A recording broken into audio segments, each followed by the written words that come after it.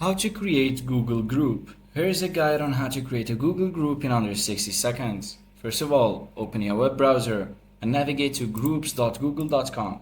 Sign in with your Google account if needed. Click on the red button labeled Create Group in the top right corner or the top left corner. Fill in the essentials by choosing a clear and descriptive name that reflects the group's purpose.